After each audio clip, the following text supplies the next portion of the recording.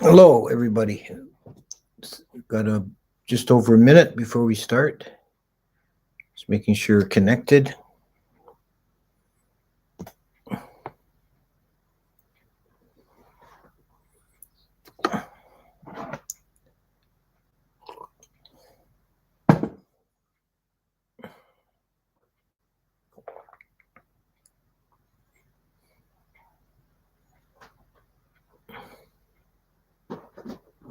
And a few people checking in.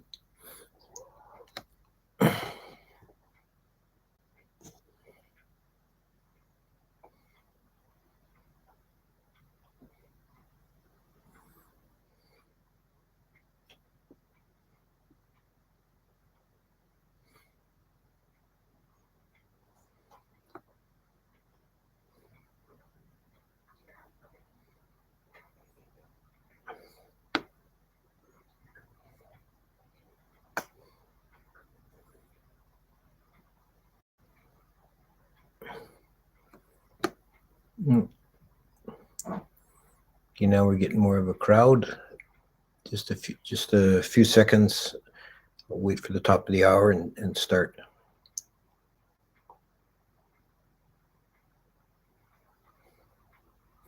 Namo tassa bhagavato arahato sama sambuddhasa. Namo tassa bhagavato arahato sama sambuddhasa. Namo tassa bhagavato arahato sama sambuddhasa. Okay, good evening, everyone, or good morning, or good night, wherever you are. We get people from all over the place. This is the fourth installment on a series on the five aggregates, and we're dealing with Sankhāras today.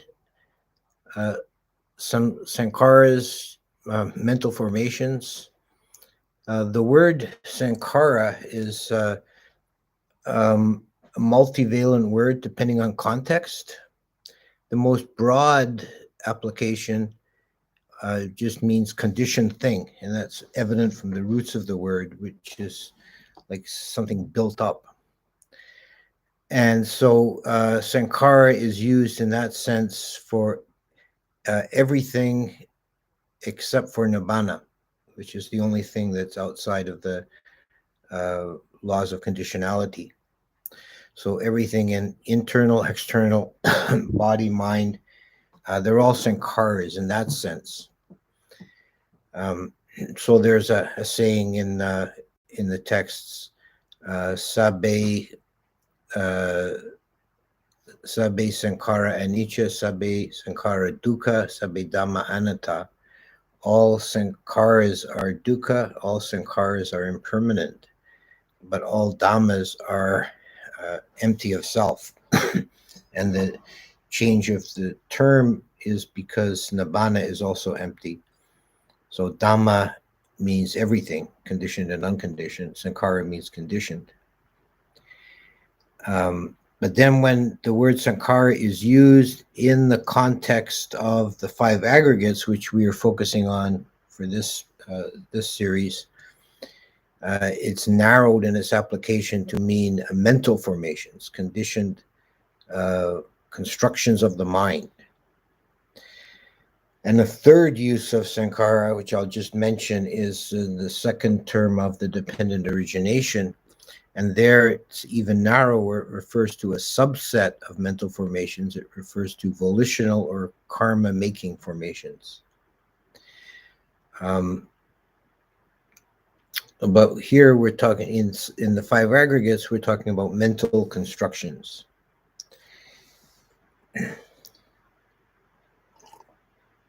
So of the five aggregates, there's one physical that refers to the body, that's rupa, and the other four are all mental. Vedana, sanya, sankhara, vijnana. And in the Abhidhamma, the pie is sliced up somewhat differently. And there are four primary realities. Those are rupa, which corresponds exactly to the aggregate of rupa in the five aggregates. But then we have chitta and chittasika and nibbana. Nibbana is outside of the five aggregates, nothing to do with the five aggregates. Chitta is more or less correspondent to Vijnana, and we'll talk about that in some more depth next week when we focus on Vijnana. But Chittasika refers to the other three mental aggregates. Chittasika means that which is associated with chitta. So it is those aspects of mind that are not consciousness. So sometimes those three are also referred to as the mental body. Because there is in the mind, there are the two sides, basically. There's the subjective side, the knowing mind, which is a chitta or vijnana, and there is the objective side, which are objects, mental objects known by consciousness. And these are the chittasikas. So that includes feeling and perception, but in the scheme of the aggregates, we're dealing with a subset of chittasikas, the mental formations. And the mental formations are anything built up or constructed by the mind. So thoughts, ideas, memories, emotional states, all these things are constructions of the mind, and they're objective from the point of view of chitta, of the knowing mind. So the knowing mind is not affected by any of these things, but it knows them. So this becomes this distinction is very important to understand for practice, and it's central to, I would say, the Thai forest tradition generally, but especially Ajahn Mun, Ajahn Mahabua, that grouping, to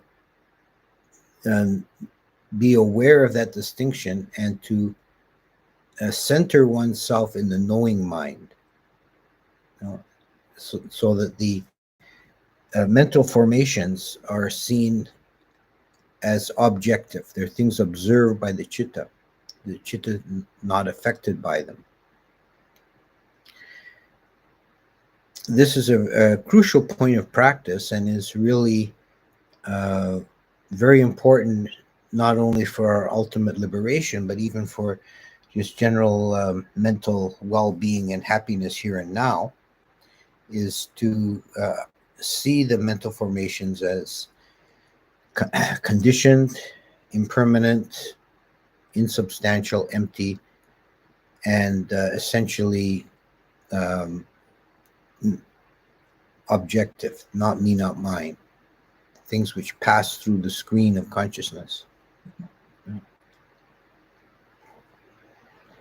Mental formations, for many beings, mental formations become a source of suffering. It is quite needless if you align your mind the right way. You don't need to suffer because of your mental formations, because the chitta is not affected by them. So you're just observing them. Well, this is a mental formation. This is not real. It's not substantial. It's void. It's not me. It's not mine. It's conditioned. It's impermanent. And when you see things in that way, then it's like a weight taken off your shoulders. It's a very liberating point of view to take. I like the analogy. If you're sitting in a nice warm cabin in the winter and there's a raging blizzard going on outside, the raging blizzard is like your emotional states, your thoughts, all the chittasikas, all the Sankhāras. But you're sitting inside. You can look out the window and see the blizzard. You know the blizzard, but it doesn't make you cold. It doesn't make you wet. That's very different from going outside and going for a walk in the blizzard, which is what we do when we identify with the mental formations.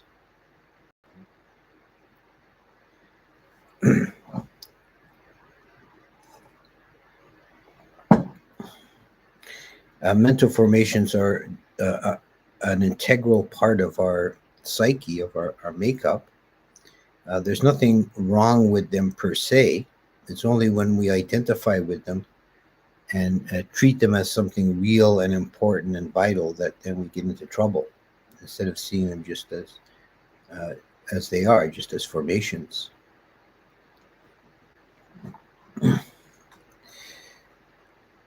In the Abhidhamma texts, there is a list of 52 Chittasakas, and one of them is Vedana, one is Sanya. So the other 50 are Sankhāras, or mental formations.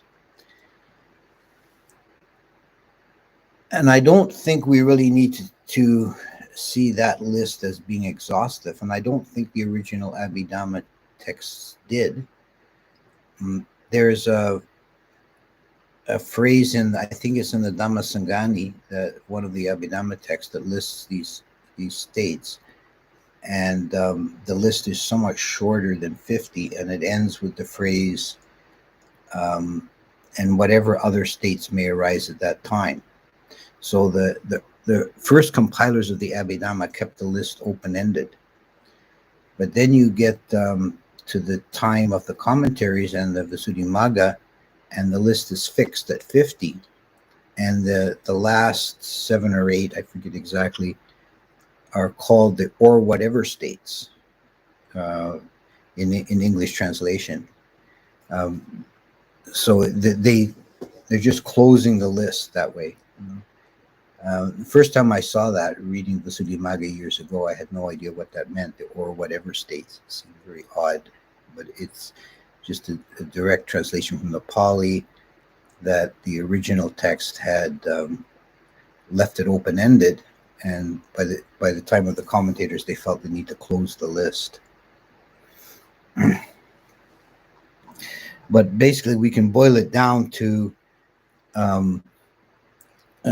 thoughts, ideas, emotions, memories. These are mental formations, things that we construct in the mind, things that we build up from other from causes and conditions. So in a large degree, we could say that much of our mental processing in that regard is algorithmic, and can be mimicked with a computer. But consciousness, which we're going to deal with next week, is cannot. Consciousness is not algorithmic, and consciousness is the utterly subjective. And these mental formations, they're objective. They're not integral to our being. They're something that our mind does that has a function. We couldn't survive or live in the world without mental formations. Now I'm speaking to you now using mental formations of Vitakka and Vichara, which are behind the functions of language, and you're understanding them with my words in the same way. And just to get through the day, we have constantly, at every moment, we're using mental formations. So they're not to be negated. They're essential, but we have to align our mind. If we want to be liberated, if we want to evolve spiritually, we have to align our mind in such a way that we don't identify with the mental formations. We remind ourselves, if we find ourselves getting caught in them, we remind ourselves, this is not me, this is not mine, this is empty of essence, it's void, there's nothing here, it's just a construction of the mind, it's of no ultimate significance. We get into trouble when we take ownership of them, identify with them, believe in them, feel compelled to act upon them. That's when we get into trouble with mental formations. So that what should be a tool, what should be the servant, becomes the master, and then we're in trouble.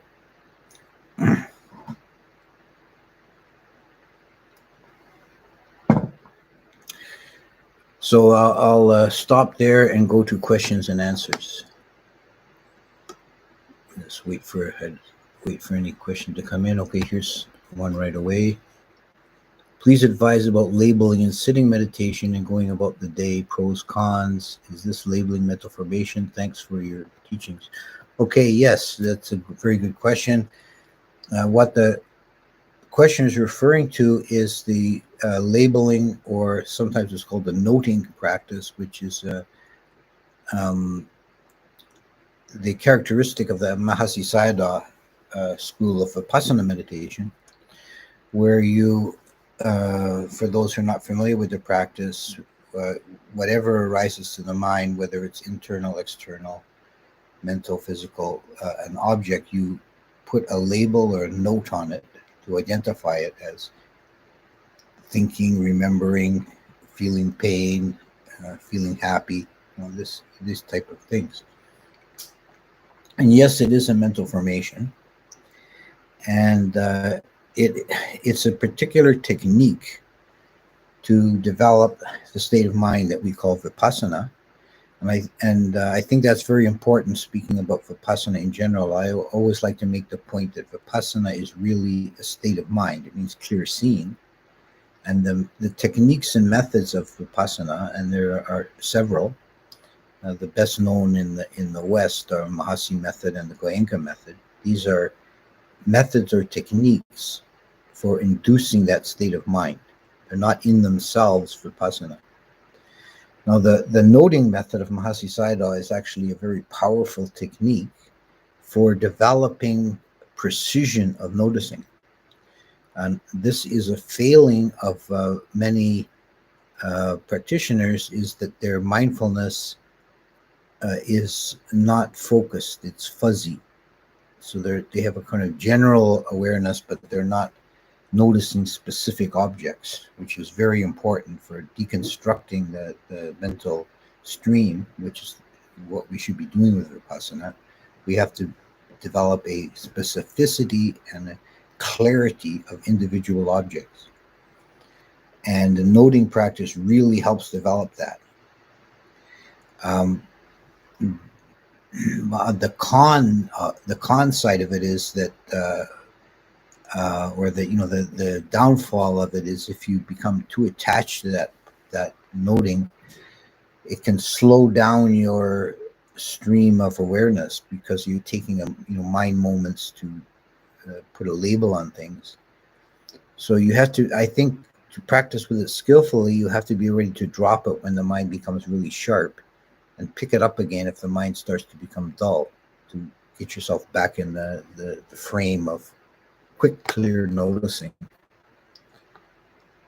Oh, let's see, another question. What is the dividing line between Sankhāra and Papancha? What is an effective way to minimize Papancha? Yeah, Papancha is a mental proliferation. It's so when Sankhāras spin out of control, and you're building, all kinds of wild fantasies and daydreams and plans, and just going, building all kinds of structures in the mind. So it's a kind of degree of excess of Sankhāras. So there's no real clear dividing line. Papancha is just a name given to Sankhāras that are spinning out of control. What is the cause and condition for the manifestation of form, the feelings, the perception, and the consciousness aggregate? The causes and conditions of these aggregates are many.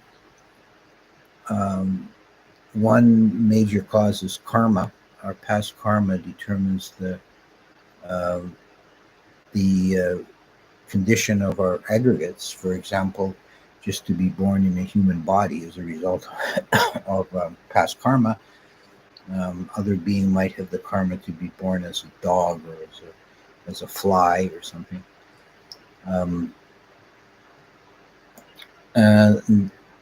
Then there's specific causes and conditions that occur for the aggregates. Feeling, for example, is the immediate cause is sense contact. So when we have sense contact, then we have a feeling about it. We feel its pleasure or pain. or neutral.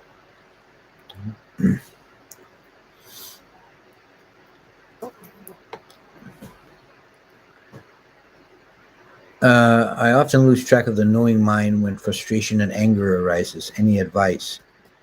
Uh, yeah, that's when any kind of strong emotion around the window, but I'm not, the knowing mind is not angry, but the knowing mind sees the anger. So you right away take a lot of the strength out of it. You begin to deflate it just by not identifying with it. Never fall into the trap of identifying I am angry, uh, but rather there is anger. Here is anger. This is anger. How would you cut ties mentally with your parents without being disrespectful and feeling guilty? Um, yeah, our relations with our parents are often problematic in the real world. I mean, you should always have respect for and gratitude for your parents. The Buddha said that if you were to carry your mother and father around on a cushion on the top of your head for the rest of your life, you wouldn't begin to repay the debt that you owe them for bringing you into existence and raising you. But when in actual uh, human situations, we often find ourselves at odds with family members at different points of view, different ideas. One thing I would advise is not to get into disputes with them. Let them be let them be themselves, and you be yourself. Try and maintain that harmonious feeling while being different. And don't have to. You don't have to try and change them. Um, just be present and try and arouse a mind of gratitude.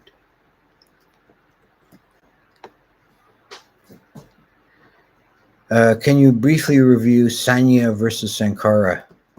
Yes, Sanya is a perception. It's a particular function of how we process information. We get information through the five senses, and then perception parses that information to create a simulated world that we live in, that we actually experience. We don't experience the outer world directly. We only experience our own mental creation or image of the outer world. And that's the job of Sanya. Sankhāra is when we then take those perceptions and think about them, or make stories or details. This is mental processing. There's an analogy in I think it's in the Visuddhimagga. Pretty sure it's in the Visuddhimagga, but some scholar may correct me. It's from someplace else, but it is supposed to illustrate the differences between the stages in processing an object. It's take the object as a gold coin. A young child picks up the gold coin and he just sees bright, shiny object. That's sense organ. That's the way the sense organs handle it. That's sight. Sight sees bright, shiny object. And then an ordinary adult takes the coin and he sees, oh, this is a one kahapana piece. So I can take it to the market and buy something. So that is sanya. That's perception, because now the bright, shiny object becomes defined and recognized. Then the third stage, which corresponds to Sankhāra, is if a coin dealer, a money changer, picks up the coin. He says, oh, this is a Magadhan Kahapana. It's worth 98% of the same value of a Kosalan Kahapana, and the gold is 87% pure. So this is mental formations. He then can tell a whole story about the object.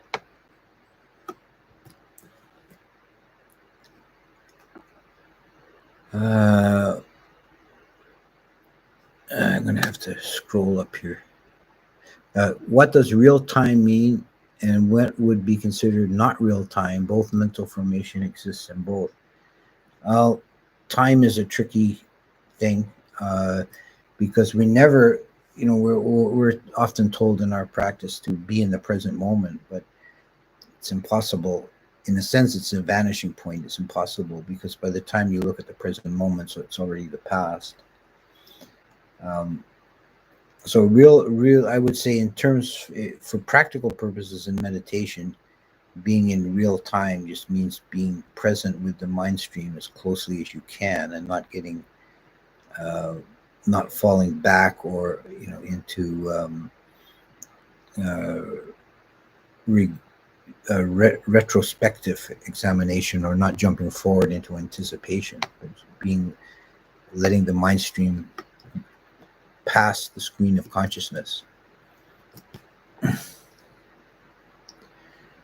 Kama versus karma, are they related? They're exactly the same. What we're dealing with is just a difference of language. Kama is the Pali form of the Sanskrit karma.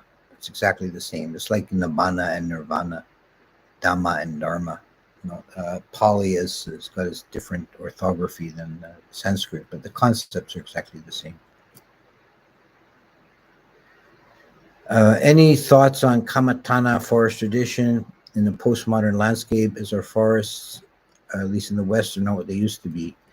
Actually, I would say our forests in the West are in much better shape than the forests in Thailand generally.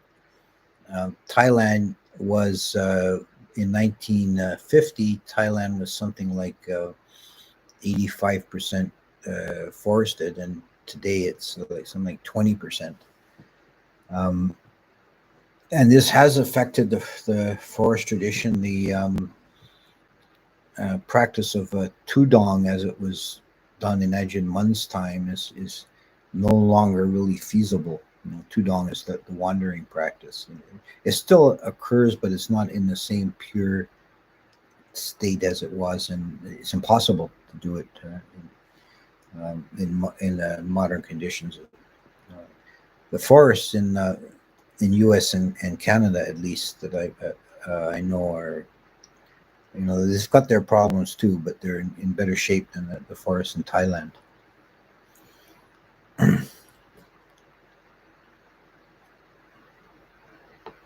Can the human realm and animal realm be clearly separated? I always considered humans to be animals.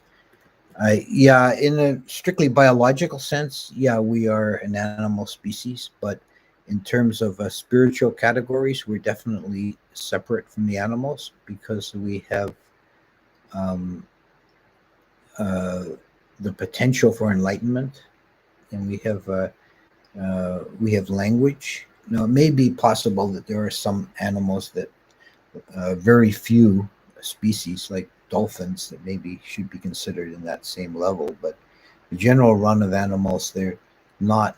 They don't have the ability to frame abstract concepts, and it's impossible for an animal to attain to stages of awakening. So there's a clear dichotomy, that one at the level of a human being is different from an animal in a spiritual capacity, even if biologically there's not a clear line. Is emptiness a consciousness? No. Emptiness is emptiness. You could say a consciousness is empty, but emptiness per se, it's an abstract concept, really. You can't say it's conscious. Is the filling in the gap of sanya happening as a process from sanya to sankhāra, one melding into the other? Yeah, all these factors work together, and it's really hard to absolutely separate them. And they, for example, the relationship between sanya and sankhāra work can play back into sanya, because sanya can be educated. Like, over time, you learn more distinctions. Like, say you're studying botany, then you can recognize more different types of plants. and then your perception then becomes keener when you're observing plant life. And that was originated with Sankharas, but then it feeds back into Sanya. But usually it's the other way. First we have a perception of something, and then we spin out ideas about it. And so one kind of fades into the other. They work closely together. Can you speak on the relationship between Yonasamanasikara and Vipassana in regard to Sankhāra? Are there sutta references that come to mind? I don't have a sutta reference handy for that. Yonasamanasikara is right reflection, which is using Sankharas. So when you think about something, you try and think about it in terms that are compatible with Dhamma, seeing it as suffering, conditioned, impermanent, and so on. It's the opposite of ayonaso, which is attaching to things and seeing them falsely as permanent and so on. So it's different from the observation in Vipassana, because Vipassana, you're not, ideally, the perfect Vipassana, you're not using Sankharas, you're just observing Sankharas. So it's there's a relationship between the two, but they're not the same.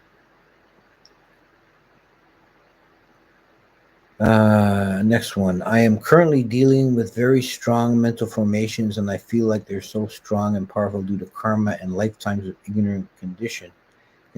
What advice would you give to weaken them?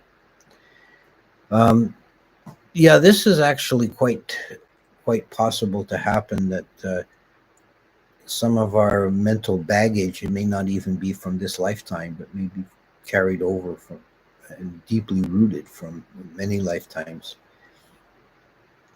In which case, then it becomes more difficult to free ourselves from it. But it's, it can be done. It has to be done by this same method, by observing it as an objective factor. So when these mental formations arise, just look at them and try and remain in the knowing mind and see them just as a process. This is not real. This is not me. This is not mine. Don't identify with them, and try not to react to them and become emotionally involved with them. There are many people teaching Dhamma now who are householders and lay people. Can these individuals be relied on to learn from, or is there being a householder a sign they do not have proper insight? No, there are actually some very good lay teachers. I wouldn't put that kind of blanket statement on there.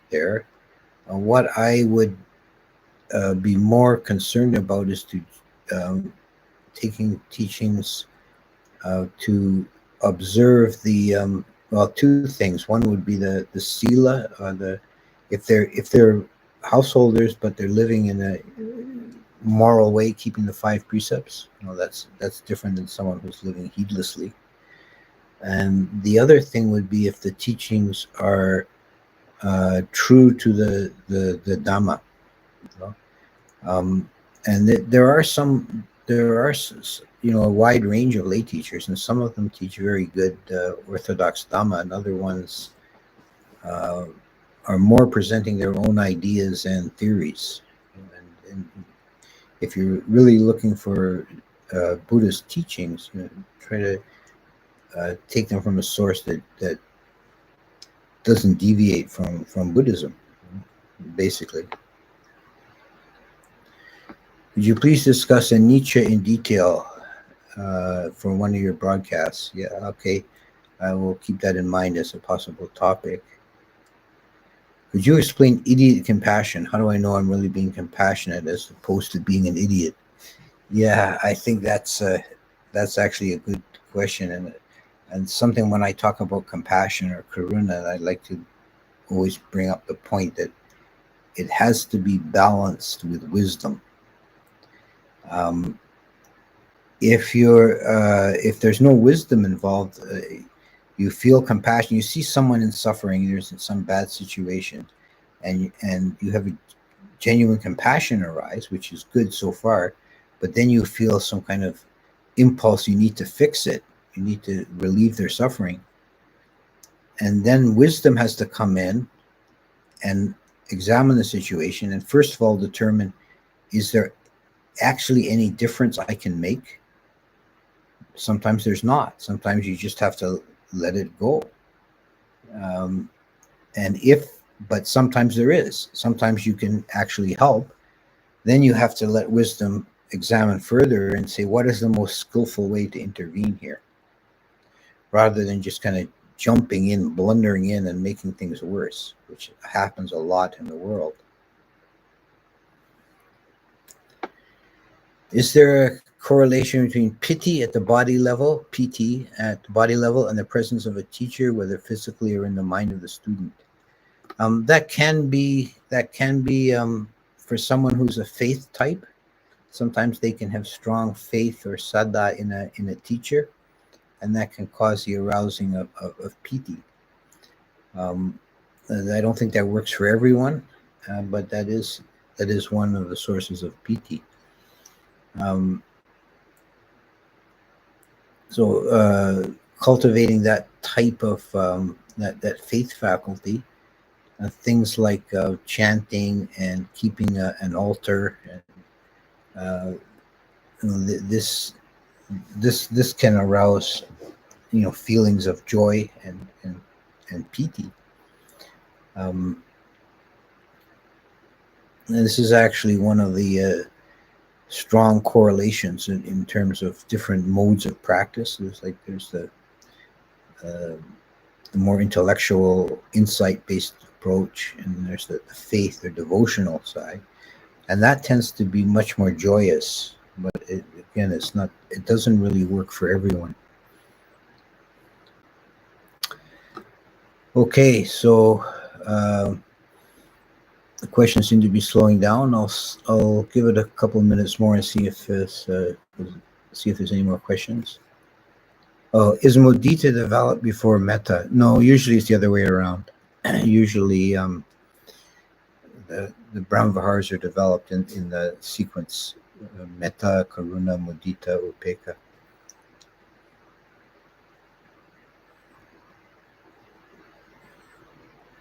But you don't have to be too rigorous about that. You can, if you find yourself naturally that your particular mind inclines towards mudita, then you don't have to wait and develop metta first. What is the name of the state of mind that there is consciousness and feeling, but there's no mental formation and no perception? Trying to think where that would fit in.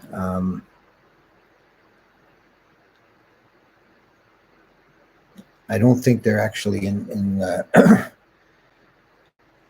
in the various states of mind and realms of existence that are described in the text. I don't see one with that particular combination.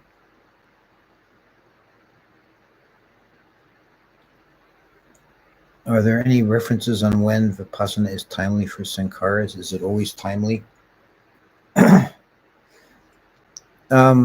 Yeah, I would say it's always timely. If you can see through Sankharas with clear seeing, then that's always good. I don't see there's a time when it's not useful. Can you describe walking meditation? What can I say briefly about walking meditation? One thing I would say is don't think of walking meditation as a special meditation on its own. It's meditation continued in a different posture. And any practice you can do sitting, you can pretty well do walking. Now, that said, there are some meditations that work better or easier with walking meditation. Mindfulness on the body. You can be aware of the whole body moving, or you can be aware of put your awareness on soles of the feet. Can continue with the breath meditation while you're walking. In Thailand, it's a very big part of the monks' practice is walking meditation. Every kuti will have a walking path outside, and the actual physical, maybe it's useful to say something about the physical practice of walking. You would take a path that's 20 or 30 paces long and walk slowly from one end to the other, stop, turn around, and walk back. And while doing that, practice some form of meditation. It's not going for a stroll or wandering. It's a disciplined practice with eyes downcast. You're not looking around. You're not indulging the senses. Just walk up and down this path. Can one achieve jhana from meditation on 32 parts of the body? Yes, if you, after running through the 32 parts, you select one and focus on it and visualize it, and that becomes enough focused of an object that one can enter jhana. How does the 5 aggregates relate to identity view?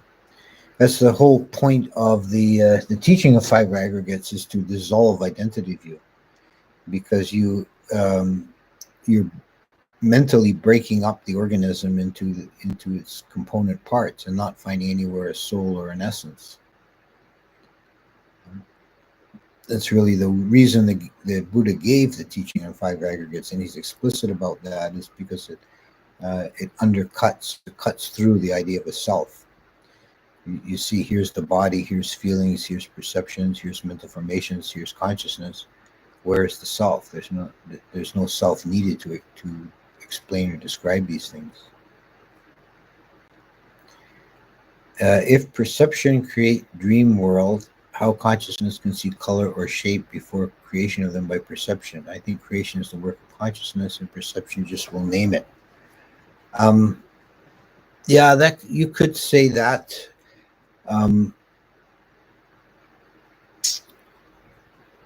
That first of all, consciousness is aware of color and shape, but where it may be a little different is the consciousness doesn't actually, in its normal functioning, let's say, consciousness doesn't actually create these things. It's taking information that's given to it through the sense organs from the physical level. It's aware of them, and then perception is what then creates the simulation out of this limited information. How does avidya create sankhāra? What the questioner is referring to is a dependent origination, the 12 nidanas, and the first one is avidya, or ignorance. And because of ignorance, there arises sankhāras, which are mental formations or karmic mental formations. And to talk about that, have to have some view of what's meant by karmic formations, how that works. And you can think of it as an analogy to the conservation laws in physics. When you disturb one part of the closed system, then another part will change to compensate. So what happens when you make a volitional action?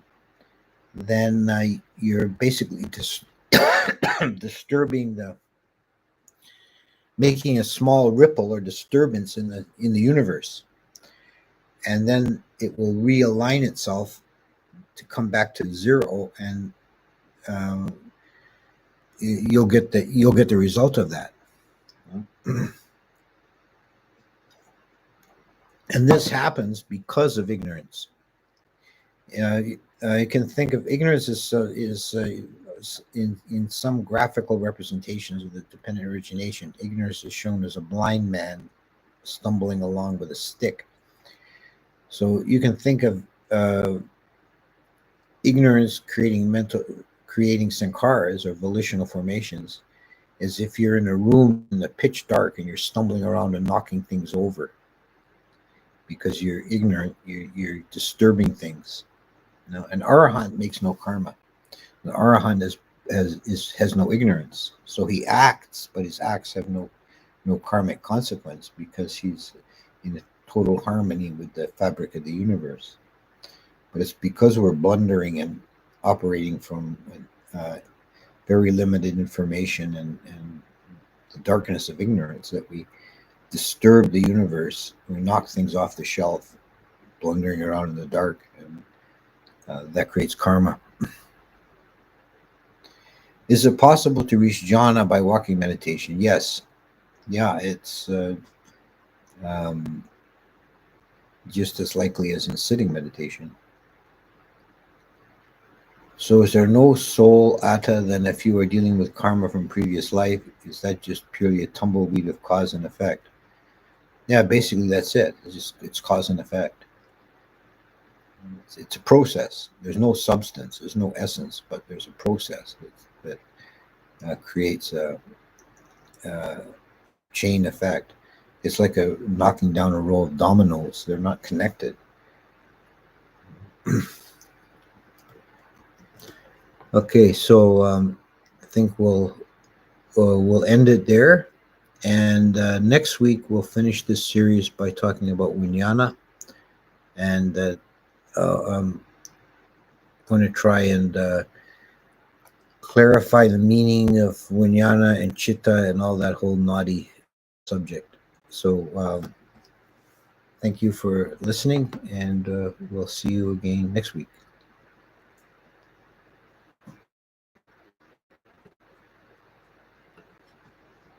Okay, I'm offline.